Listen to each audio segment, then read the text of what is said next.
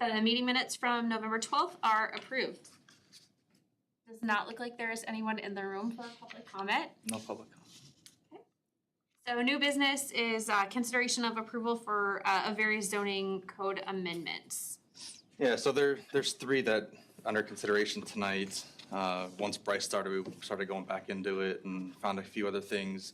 Found some areas where there's a little bit of discrepancy. So we're looking to clean a few things up and to bring those to you guys for consideration.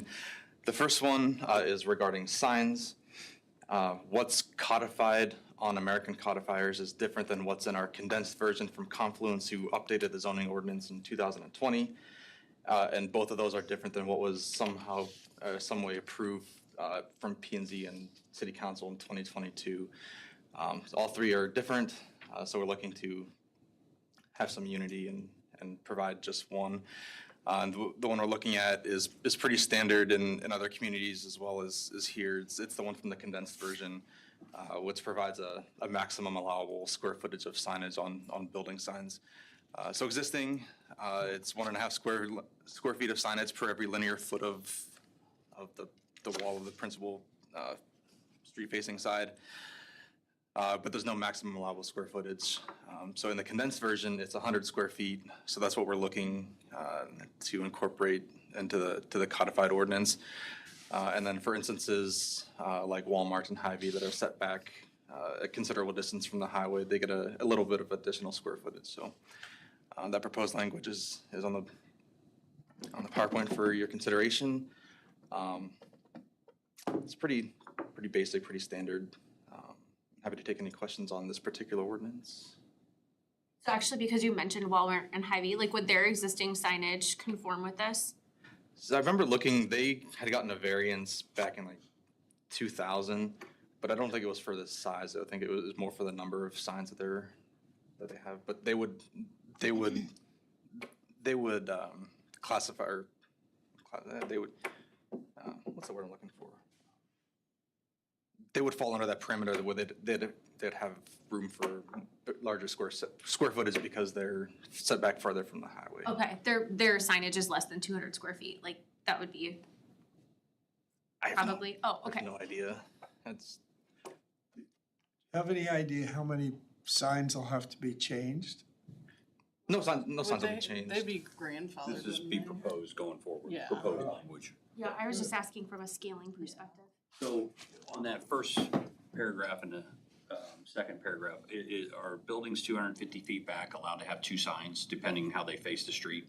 Right, so you'd have 200 square feet of signage allowable on two sides. Sign? No, Well, we'll have it like it's a corner lot. right, so you get one we'll say for like multi-tenant signs, like what's going up at Starbucks and Yeah. BW3. If for interior tenants, you get one on the front, one on the back. For those end caps, one on each side. So that 100 square feet or 200 square feet is for the all wall signs. You're permitted 3. Okay. So that square footage is for all of them combined, not Okay. per sign. Got it. Yeah. Got it.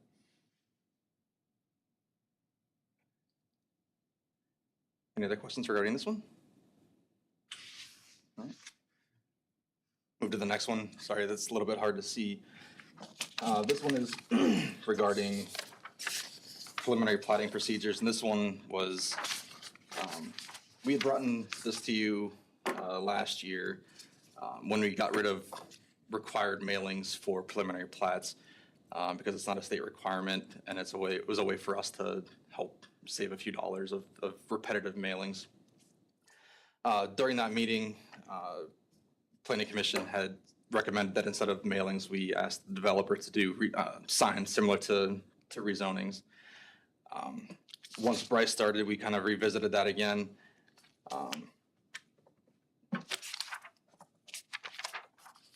And sort of put the onus back on the developer instead of the city. So some things that Bryce brought up, it can be difficult to enforce.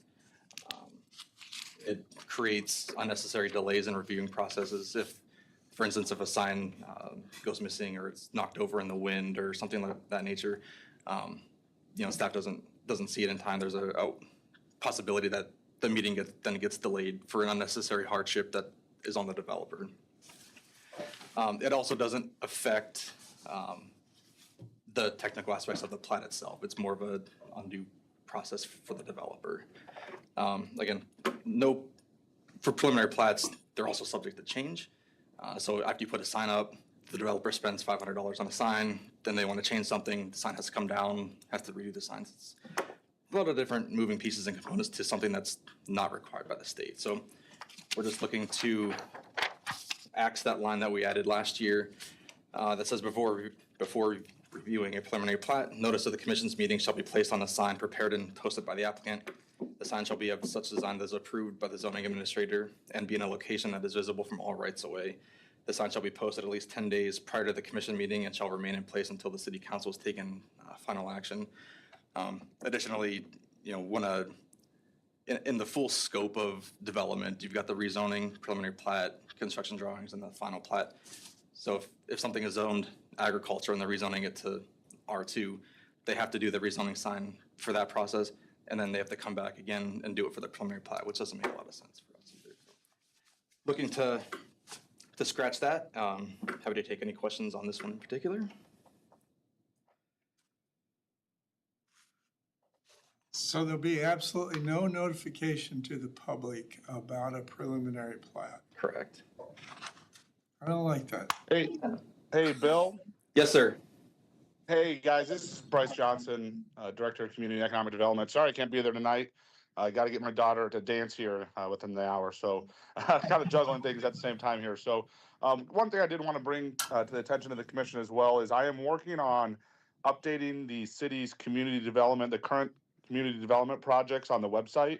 Apparently that's kind of fell to the wayside as my position has been vacant for some time now. So as I go through there and start updating, I've worked with IT to get access to our GIS account that handles all the mapping. So when these preliminary plats come through, people have access to see, oh, hey, what's going on at Picker Commerce Park? I can go to the website, pull up the plat itself, and then kind of read what staff reports are associated with that. That's one of the projects I'm working on right now to kind of give some notice. If that kind of gives some direction on why this is being removed. We also want to make sure that we're being development friendly, adding extra steps that aren't required by state code. As Bill said, the state code already has notification requirements for certain projects. People can come into our office and talk to us at any time.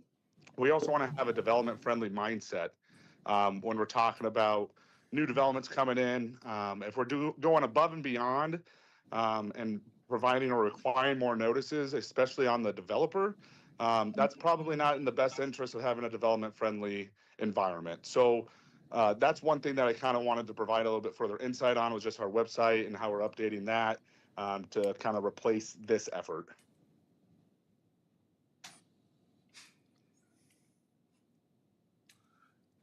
Well, there's one interesting statement in here, and I don't know exactly who it came from, but the burden for notice is fundamentally a government function.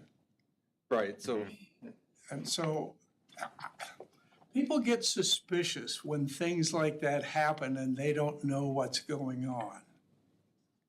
And it maybe, hate to reverse myself, but maybe it'd be better to go back to requiring a written notification from the city to people within X area that there is a preliminary plat there. A lot of people look at that, they don't understand the process, and they look at a preliminary plat as a fait accompli. They think that's the way it's gonna be. And I don't think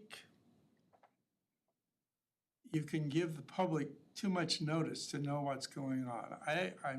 I know it might cause a little bit of a problem, and I don't think that's anti-development or developer unfriendly for the neighbors to know what's going on, what's being proposed. Bryce, what you're sharing though is that is not a requirement from the government's perspective to do Correct. that. Correct. Yeah, there's ample notification requirements, as Bill was mentioning, especially for rezoning. I think one thing, if we want to be consistent, things that we need to consider, should we do this for site plans? Should we do, where do we draw the line in the sand that says we're going to notice this project, but we're not going to notice this? Should we be noticing for every sign permit that comes through? And then if we talk about written letters, we also need to consider the amount of staff time that takes, the amount of resources that takes for something that's not technically required by code. And now I understand what you're saying. We obviously want to be extremely transparent in things that are going through our office. Unfortunately, I haven't been here long enough to know if these preliminary plat signs actually work. There's been 1 or 2 or 3 subdivision plats that are plats of surveys that have come through our office, and we haven't received any calls, to my knowledge, of people asking what that's about. But I do understand what you're saying on being transparent, and everybody does have that opportunity to pick up the phone, email us, call us, stop in the office. If they do want, we can obviously share any information that people do want. But yeah, that's kind of given a little bit more insight probably than needed. I think we saw an example not too long ago, because when the development was proposed out on Spruce Street, those people were in here as a result of the proposal, the That was for the- preliminary plat. That was a rezoning. Well, rezoning, fine, but not all preliminary plats are going to be on rezoned property. Correct. Most of them aren't. But I In fact, jump in. I definitely hear what you're saying, Al. I just also wonder on the flip side of it, however, if so if a preliminary plat comes to us and is looking at being recommended to council, if staff has done a full review and it meets all of the code requirements, if there was community objection to it, would there actually be any basis truly to deny it for, like, you know what I mean? Are you potentially just stirring up a pot that can't really be settled? Correct. So I guess that would be my argument to agree with striking that requirement then. Yeah, that's essentially it. Rezonings have the requirement of signage and notification, because that's a big thing that's changing land use potential. And then once the property is zoned for whatever the developer is choosing to do, then they're really kind of free and clear to provide the future preliminary plats and the construction drawings and end up platting it out.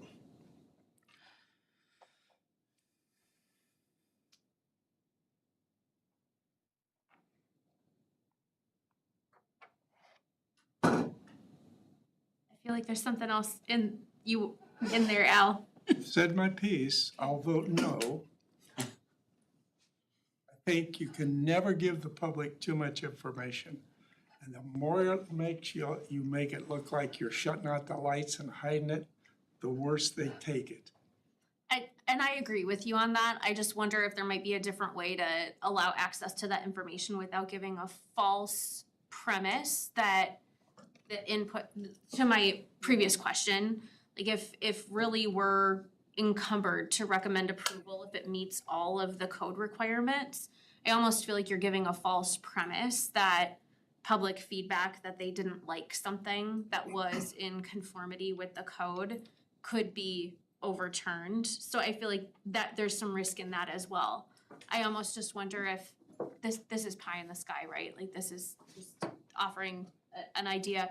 It'd be great if there was a way for residents to opt in to updates on things that were within a certain number of feet of their address or something, so that they could be alerted.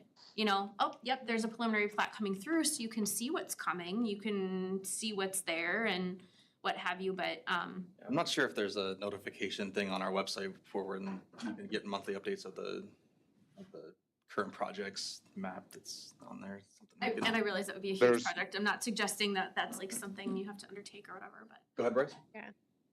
But No, Bryce- sorry, there is no automation process associated with this. It's called the current development projects maps on the CED Community and Economic Development Department's website. But you can opt in to get notifications, I believe, for city council. So that's just as simple as, you know, agenda's been posted, you get a notification on email, and then you can search it and check it, because that's where the decision is actually going to be made. And again, you know, this effort isn't just going to be pushed to the side. I completely understand about being transparent. And that's why I wanted to restart this current development projects mapping, get it updated, get it out to the public. People can have a bookmark if they want to kind of check what's going in and around the town. And that would kind of replace this effort as well. They have a That would be the notification, solution. they have a notification system for like, if you have to sign up for it, obviously, but like for RFPs, you know, so like if they could do something similar to that, to where, you know, any new development coming through pushes a notification out to, who that signs up to, I mean, that seems like it'd be pretty easy. This is only for the preliminary plat, correct? Yeah, So there's multiple review, I didn't mean to Yeah. interject there, Jake, but I mean, there's gonna be other checks and balances after the preliminary plat. Yeah, so when a preliminary plat is submitted, it goes for review from us internally, and then we send it to either Snyder and Associates, who is our in-house engineer, or if Snyder performs the work, then we send it to a third party to review. And then there's a back and forth until staff is satisfied that all comments have been addressed, and then we'll bring it to the commission for their review and consideration. And once they get their consideration from the planning commission, then it goes to city council for final approval.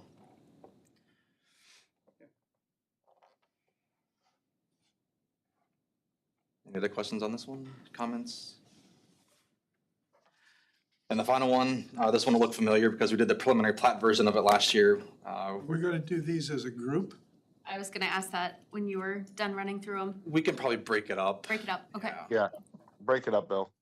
Yeah, Thank it's not even, didn't consider that one at the agenda. So the language in the ordinance, similar to the preliminary plat from last year, at the request of the owner or the designee, the final plat shall be forwarded to the council for its review, regardless of the zoning administrator's determination that the final plat is complete. It's problematic when we don't get to determine when projects are heard at planning commissions and city council meetings.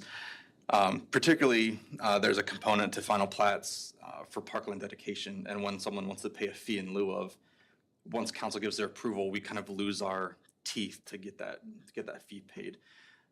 So internally, it's something that we wouldn't entertain anyway, but the fact that the language is in there can be problematic, and the city can lose out on some funds because of that. So I don't know if you have any questions on this particular one. Jake, you look like you're gonna say something. Nope, just yawning.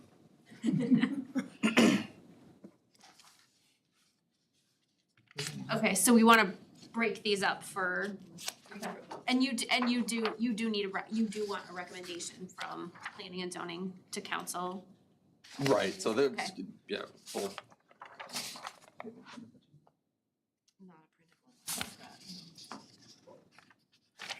so go and do the sign permit first, so I guess, I was gonna say, can we flip back? Okay. Perfect.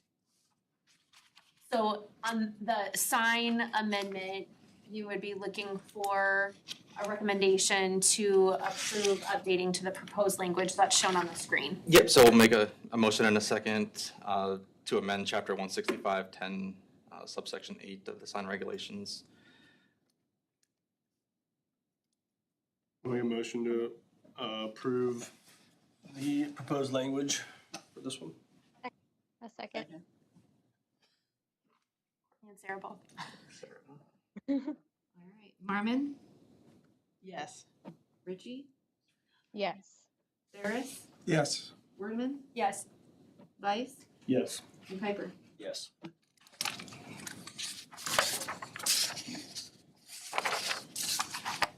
Will you roll forward so we can see it? Thank you. Okay, so then, the next motion would be for the amendment to code section 170.051C, the preliminary plat procedures. Yep, take a motion in a second.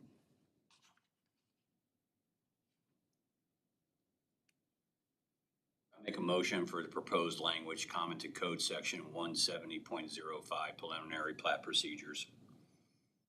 Second. Marmon? Yes. Richie? Yes. Harris, No. Wordeman, Yes. Weiss, Yes. and Piper. Yes.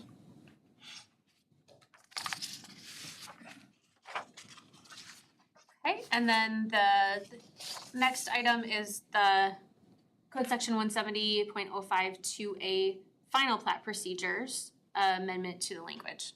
I move approval of code section 170.05, parent 2, parent A, as proposed.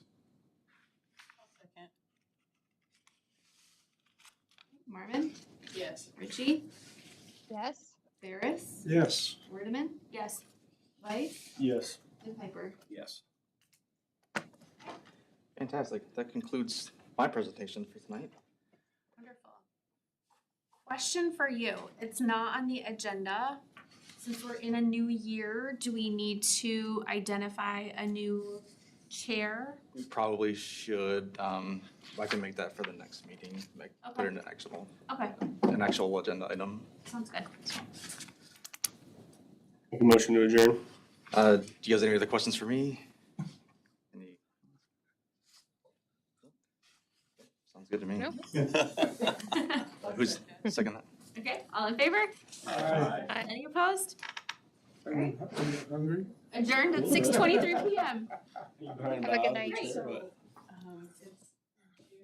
Al, what did you call that? You said